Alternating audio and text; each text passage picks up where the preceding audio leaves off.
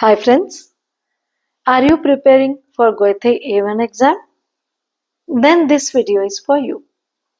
Because in this video, we'll discuss 5 most common mistakes students do while writing their Goethe A1 exam.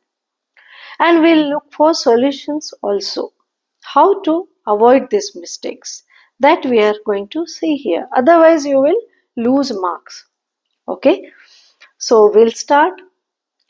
Now, as all of you know, there are 4 modules in Goethe A1 exam: listening, then reading, writing, and speaking.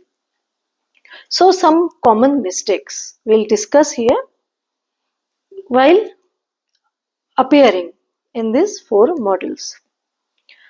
So, the first and the most common mistake is don't just memorize full sentences.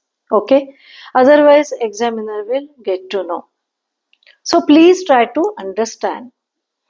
Now, suppose, for example, if you say, Ich bin so and so, ich bin 25 Jahre alt, ich komme aus Indien, ich wohne in Delhi.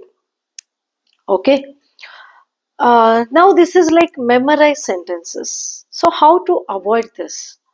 So you can say like, Ich bin so and so, ich komme aus Indien und ich wohne in Delhi. You can add und in between. Then take a pause between two sentences and then you can say Ich bin 25 Jahre alt. Okay, so you can add some und, aber and take a pause in between two sentences. Okay, so it doesn't look like memorized one. Now the next common mistake, second common mistake is sometimes what happens while writing your email or letter in writing part, writing module, there many students they just rush, okay, just hurry up and they don't look for their grammar in that.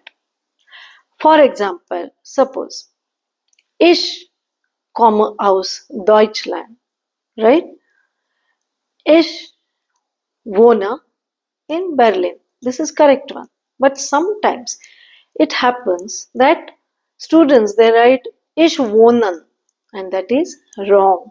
So please look for verb endings like e, en, t, st.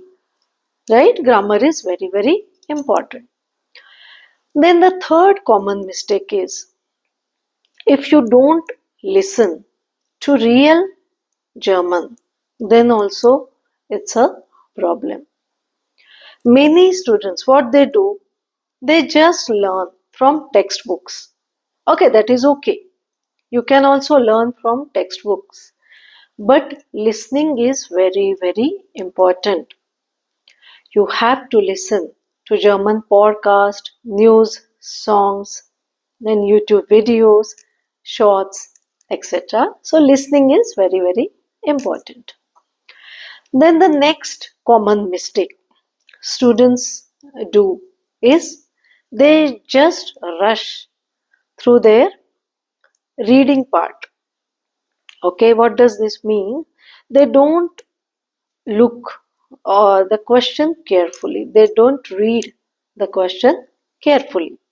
Okay, they just rush up and they should actually, the students should understand the meaning and not the words, because in exam they may change the words, they may use different words of same meaning to test your understanding.